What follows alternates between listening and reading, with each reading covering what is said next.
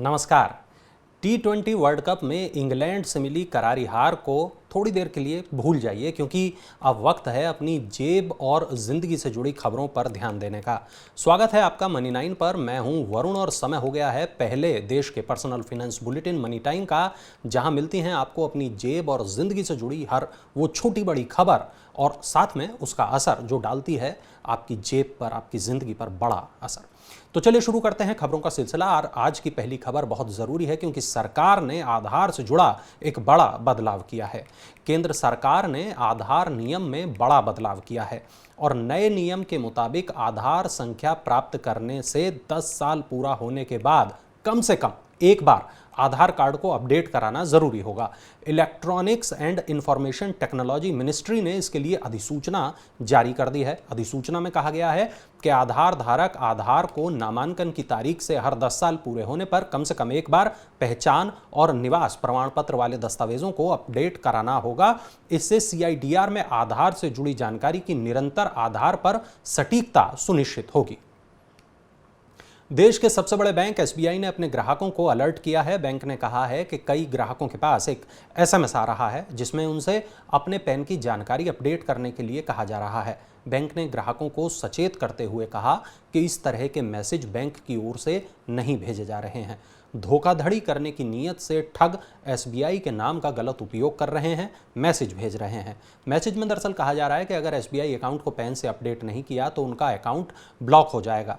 Bank ने ग्राहकों से कहा कि वो अपनी पर्सनल और बैंकिंग जानकारी किसी के साथ भी शेयर ना करें और इस तरह की धोखाधड़ी की शिकायत के लिए ग्राहक 1930 पर कॉल कर सकते हैं। SBI ने कहा, बैंक इस तरह से लिंक भेजकर किसी को भी अपनी पर्सनल जानकारी अपडेट करने को नहीं कहता है। सरकारी कर्मचारियों के लिए अब खुशखबरी है। सरकार इस महीने फिटमेंट फैक्टर पर कोई फैसला ले सकती है। ऐसी खबर है कि सरकार फिटमेंट फैक्टर को मौजूदा 2.57 गुना से बढ़ाकर 3.68 गुना कर सकती है। फिटमेंट फैक्टर में बदलाव कर बेसिक सैलरी में बदलाव किया जाएगा। अगर ये बढ़ता है तो इससे केंद्र सरकार के कर्मचारियों की बेसिक सैलरी और कंपनसेशन भी बढ़ जाएंगे। फिटमेंट फैक्टर 3.68 गुना होता है तब कर्मचारियों का न्यूनतम वेतन मौजूदा 18,000 रुपये से बढ़कर 26,000 रुपये हो जाएगा, जबकि कुल सैलरी बढ़कर 49,420 रुपये हो जाएगी। सरकारी ग्रीन बॉन्ड को लेकर सरकार ने आज बड़ा बयान दिया है। सरकार ने कहा कि सार्वजनिक ग्रीन बॉन्ड में निवेश किया गया पैसा पूरी तरह सुरक्षित रहेगा। निवेशकों का पैसा ऐसे फंड में निवेश किया जाएगा जिसको पूरी तरह से सरकार खुद मैनेज करेगी। इस फंड को कंसोलिडेटेड फंड ऑफ इंडिया कहा जाएगा। सरकार के पास ही ग्रीन बॉन्ड जारी करने की अनुमति होगी। ग्रीन बॉन्ड की मैच्योरिटी यानी सभी बॉन्ड की तुलना में अधिक होगी। सरकार निवेशकों के पैसे का इस्तेमाल इंफ्रास्ट्रक्चर प्रोजेक्ट बनाने में करेगी और सरकार ने चालू वित्त वर्ष के दौरान ग्रीन बॉन्ड से 16,000 करोड़ रुपए जुटाने का लक्ष्य रखा है। अगली खबर अब फ्लाइट टिकट की प्राइस से जुड़ी हुई है, दामों से जुड़ी हुई है। अगर आप हवाई जहाज से यात्रा करने की प्लानिंग कर रहे हैं तो इसके लिए आपको ज़्यादा कीमत चुकानी पड़ सकती है। दिसंबर महीने के लिए कुछ घरेलू मार्गों पर हवाई जहाज का किराया 44% तक बढ़ चुका है।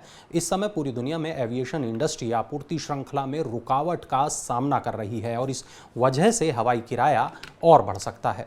भारत में कई एयरलाइंस के हवाई जहाज इस वजह से खड़े हो गए हैं। दुनिया भर में इंजन और स्पेयर पार्ट्स की शॉर्टेज हो गई है। इस वजह से बढ़ती मांग के बीच एयर फेयर के ऊंचा बने रहने की पूरी आशंका है। अगले वित्त वर्ष में भारत की अर्थव्यवस्था किस रफ्तार से बढ़ेगी, चलिए जान लेते हैं। स्विट्जरलैंड की ब्रोकरेज कंपनी UBS इंडिया का कहना है कि भारत की GDP वृद्धि दर अगले वित्त वर्ष 2023-24 में घटकर 5.5% रह सकती है। इसके चालू वित्त वर्ष 2022-23 में 6.9% रहने का अनुमान है। इस गिरावट की वजह वैश्विक वृद्धि में सुस्ती और सख्त मौद्रिक नीतियां हैं। रिपोर्ट के मुताबिक भारत दुनिया में कम प्रभावित अर्थव्यवस्थाओं में से एक होगा, लेकिन साथ ही ये साफ किया गया कि दुनिया की 5वीं सबसे बड़ी अर्थव्यवस्था वैश्विक संकटों से बच नहीं पाएगी। अब बढ़ते हैं बुलेटिन की 7वीं खबर की तरफ। हेल्थ, ऑटो और कारपोरेट इंश्योरेंस कराने वालों को होगा फायदा, क्योंकि ICICI लोम्बार्ड ने 14 नए बीमा उत्पाद लॉन्च किए हैं और इसके जरिए कंपनी ने बीमा समाधानों की अपनी नए पोर्टफोलियो की शुरुआत की है। इसमें हेल्थ, ऑटो, ट्रैवल और कारपोरेट सेक्टर में राइडर्स, एड ऑन और अपग्रेड शामिल हैं। कंपनी का कहना है कि उसके नए उत्पाद उपभोक्ताओं के बीमा अनुभव को बदल कर रख देंगे। आईसीआईसीआई लोम्बार्ड के कार्यकारी निदेशक संजीव मंत्री ने कहा कि कंपनी ने लाखों ग्राहकों की खास ज़रूरतों को ध्यान में रखते हुए सरल और अत्याधुनिक जोखिम समाधान प्रदान करने वाले उत्पाद पेश किए हैं। बैंक ऑफ बड़ौदा के ग्राहकों के लिए महंगा हो गया है लोन। सार्वजनिक क्षेत्र के बैंक ऑफ बड़ौदा ने कोष की सीमांत लागत आधारित ब्याज दर 0.15% बढ़ा दी है। ब्याज दर में ये वृद्धि विभिन्न अवधि के कर्ज के लिए की गई है। बैंक ऑफ बड़ौदा ने 12 नवंबर से MCLR आधारित ब्याज दर में संशोधन को मंजूरी दी है। 1 साल की अवधि के कर्ज के लिए MCLR 0.10% बढ़ाकर 8.05% कर दी गई है।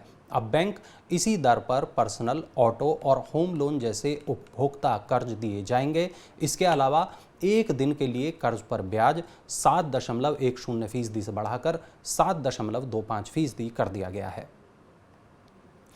कब तक बनकर तैयार होगा नोएडा इंटरनेशनल एयरपोर्ट? सवाल बड़ा है, लेकिन इस पर सरकार का क्या कहना है, चलिए जानते हैं।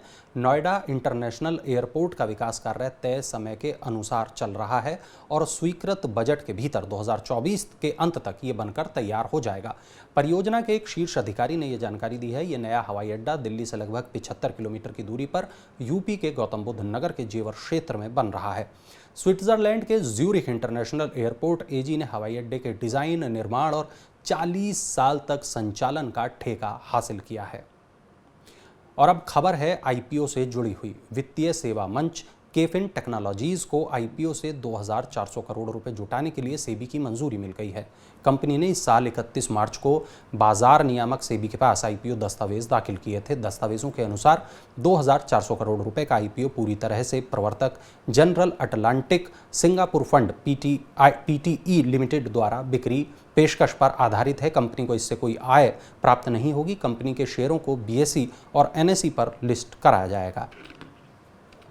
और आज की आखिरी खबर CNG वाहनों से जुड़ी हुई है। जापान की ऑटोमोबाइल कंपनी टोयोटा किर्लोस्कर ने अपनी ग्लैंजा और अर्बन क्रूजर हाईराइडर का CNG वेरिएंट लॉन्च किया है।